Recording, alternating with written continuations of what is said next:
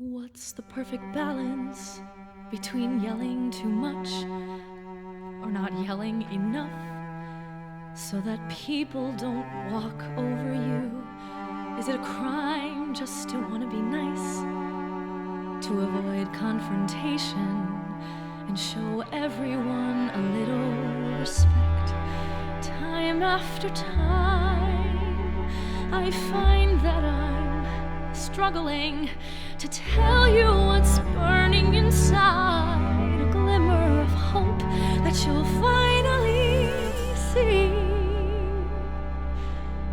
Yet I remain quiet.